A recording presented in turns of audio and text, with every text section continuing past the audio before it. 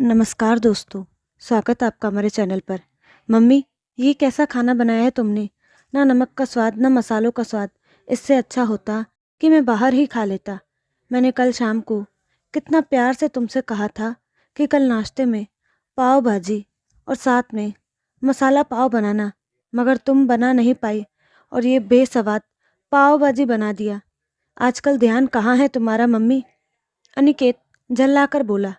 पीछे पीछे उसकी पत्नी नेहा भी बोली, हाँ मम्मी जी, आपने तो सुबह सुबह हमारे ऑफिस जाने के पूरे मूड पर धज्जियाँ उड़ा दी। बिल्कुल बेस्वाद खाना बनाने लगी हैं आप। यहाँ तक कि कल मैंने अपना पूरा खाना अपने सहकर्मियों के सामने कचरे की टोकरी में फेंक दिया। मेरे सहकर्मियों के सामने मेरा खाना बिल्कुल बेस्वाद था। अनिकेत बोला। नेहा ने मुझे रात को यह बात बताई मम्मी, और मुझे बहुत शर्मिंदगी महसूस हुई। ऑफिस में हम लोगों की इज्जत है। तुम्हारी तरह हमें सिर्फ घर पर खाना बनाने का काम नहीं है। हम दोनों कमाते हैं तो कम से कम आप हम लोगों के लिए अच्छा खाना तो बना ही सकती है। नेहा, एक काम करते हैं, आज बाहर ही नाश्ता कर लेंगे, बोलकर दोनों ऑफिस के लिए निकल गए। अनिकेत और नेहा ने आधा अधूरा नाश्ता किया और आज ऑफिस के लिए थोड़ा जल्दी ही वे दोनों निकल गए। विमला जी उदास होकर सारे बर्तन उठाने लगी और फिर से रसोई के काम में जुट गई। ठंड का मौसम था। विमला जी को बारी ठंड में सुबह सुबह उठकर नाश्ता, टिफिन सब कुछ बनाना होता था। उम्र अधिक होने के कारण कभी कभी सुबह उठने का मन भी नहीं करता था। फिर भी वे सुबह जल्दी उठ जाती थी और बेटे बहू के ऑफिस जाने से पहले नाश्ता, खाना सब कुछ तैयार रखती थी। विमला जी के दोनों बेटे बहू कभी डाइटिंग पर होते तो कभी उन्हें ज़्यादा मिर्च मसाले वाला खाना चाहिए होता, जो कि विमला जी की समझ से परे था। जब विमला जी बढ़िया मसालेदार खाना बनाती तो बोलते, मम्मी खाने में नमक मिर्च कम डाला करो, ये हमारी सेहत के लिए अच्छा नहीं है। और जब विमला जी कम नमक मिर्च वाला खाना बनाती तो दोनों बेटे बहू को उनका बनाया खाना बेस्वाद लगता। कुछ दिनों से अनिकेत और नेहा का रूखा व्यवहार याद करके विमला जी की आंखों से आंसू छलक उठे। शाम को जब बेटा बहू घर आए, दोनों आकर डाइनिंग टेबल पर बैठ गए। विमला जी ने दोनों को गरम गरम चाय बनाकर दी। वे दोनों एक दूसरे से बात करने में इतने मशगूल थे कि उन्हें अपनी माँ की उदासी तनिक भी महसूस नहीं हुई। डिनर करते हुए अनिकेत फिर बोला, मम्मी, अब इस खाने में मसाला और नमक दोनों ज़्यादा लग रहा है।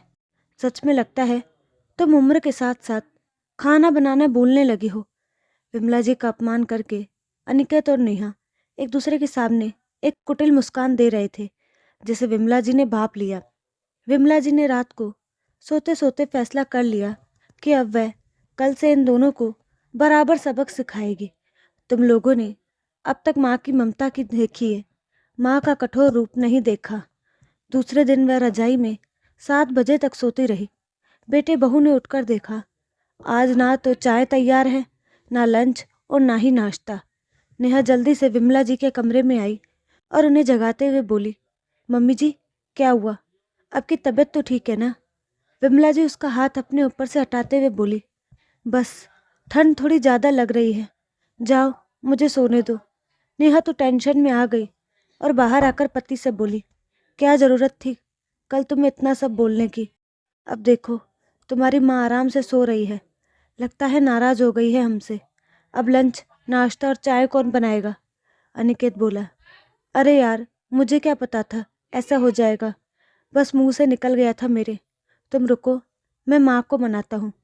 अनिकेत माँ के कमरे में जाकर उन्हें मनाते हुए बोला, मम्मी, क्या हुआ है आपको? प्लीज़ मेरे लिए कुछ अच्छा सा नाश्ता बना दो ना, मेरी प्यारी मम्मी। आपको तो पता है बचपन से मैंने आपके हाथ का ही खाना खाया है, तो अब आदत सी हो गई है। अनिकेत की मीठी मीठी बातें विमला जी भली भांति परिचित थी। बचपन से वह विमला जी को ऐसी ही मीठी बातें करके बहलाता था, लेकिन इस बार विमला जी के सम्मान को गहरी ठेस पहुंची थी। बेटा बहू नौकरी करते हैं सोचकर उन्होंने घर की सारी जिम्मेदारी अपने कंधे पर ले ली थी। रोज सुबह 5 बजे से उठकर काम पर लग जाना और पूरे दिन कोलू के बैल की तरह काम करना। उसके बाद भी मजाक का पात्र बनना अब उन्हें मंजूर नहीं था। इसलिए उन्होंने आज से सोच लिया था कि वह बेटे बहू का कोई काम नहीं करेंगी। विमला जी बोली, बेटा, कायदे से इस घर की जिम्मेदारी तुम दोनों को संभालनी चाहिए। वैसे भी अब मेरे हाथ में तो स्वाद रहा नहीं, इसलिए मैंने फैसला किया है कि तुम दोनों अपना खाना खुद बनाओ, चाय नाश्ता खुद बनाओ। और मैंने तुझे भी तो सारा काम सिखाया है, तू भी बहू की मदद कर दिया कर। अनिकेत बोला, मम्मी ये सब कैसे होगा, हम लोग तो सोकर ही 7 बजे उठते हैं। विमला जी बोली, मैं भी तो रोज़ सुबह 5 बजे उठती हूँ। जब इस उम्र में 5 बजे उठ सकती हूँ तो तुम दोनों की तो अभी उम्र ही क्या है। देर रात तक मोबाइल मत देखा करो और सुबह जल्दी उठकर अपना मनपसंद खाना बना लिया करो। अब मुझसे इस उम्र में काम नहीं होगा। और हाँ, कभी कभी बहू को कुछ मदद करनी चाहिए होगी तो कर लिया करूँगी। बस मैंने खामखा इतने सालों तक सारी जिम्मेदारी का बोझ उठाया। मैं जानती हूँ जब मैं नहीं रहूँगी तब भी तो तुम और नेहा किसी न किसी तरह अपनी गृहस्थी संभाल ही लोगे, तो अभी से क्यों नहीं। अनिकेत ने अपनी माँ को बहुत मनाने की कोशिश की, मगर विमला जी इस बार अपने फैसले से टस से मस्त नहीं हुई। अनिकेत माँ के कमरे से बाहर आया तो देखा उसकी पत्नी नेहा ने चाय और बिस्किट रखे हुए थे और वह ऑफिस के लिए तैयार हो रही थी। पड़े पड़े चाय ठंडी हो चुकी थी। आज चाय के साथ बिस्कुट खाने में बिल्कुल मज़ा नहीं आ रहा था, क्योंकि अनिकेत और नेहा को रोज़ विमला जी के हाथों से बने गरम नाश्ते की आदत थी। बेटे बहू के ऑफिस चले जाने के बाद विमला जी उठी और अपने लिए गरम पोहे बनाए और चाय के साथ उसका आनंद लेने लगी। अनिकेत और नेहा ने आज बाहर से ही लंच किया, मगर ज़्यादा मिर्च मसाले वाला खाना खाकर उनका पेट इतना भारी हो गया कि ऑफिस में काम करने का मन नहीं कर रहा था। और ऊपर से ये टेंशन अलग थी कि आज घर जाकर न शाम की चाय मिलेगी और न डिनर। विमला जी ने दोपहर में अपने लिए दाल चावल रोटी सब्जी सब खाना बनाया और खाना बनाने लगी। खाना खाते वक्त उनका मन थोड़ा भारी हुआ। पता नहीं आज बच्चों ने क्या खाना खाया होगा, मगर दूसरे ही पल उन्हें ख्याल आया, मेरा बनाया खाना तो वैसे भी उन लोगों को कचरे की टोकरी में डालना पड़ रहा था, फिर मैं क्यों उनके लिए इतना सोच रही हूँ। आज उन्होंने घर में कुछ ज़्यादा काम नहीं किया और वे अपनी सहेलियों के घर चली गई। शाम को जब अनिकेत और नेहा थके हारे घर आए तब भी विमला जी घर में नहीं थी, वह टहलने गई हुई थी। दोनों ने अपने लिए चाय बनाई और फिर दोनों रात के खाने की तैयारी में जुट गए। नेहा को किचन में पड़ी चीज़ों का कुछ भी आइडिया नहीं था कि क्या क्या रखा है। उसने और अनिकेत ने जैसे तैसे मिलकर खाना बनाया। विमला जी ने आकर देखा दोनों बेटे बहू खाना बनाने की जद्दोजहद में लगे हुए थे। खाना खाते वक्त उन्होंने विमला जी को आवाज़ दी तो वे अपने कमरे से हाथ में किताब लिए बाहर आई और बोली, लाइब्रेरी से आज ही नई किताब लाई हूँ, अब रोज़ नई किताबें पढ़ूंगी।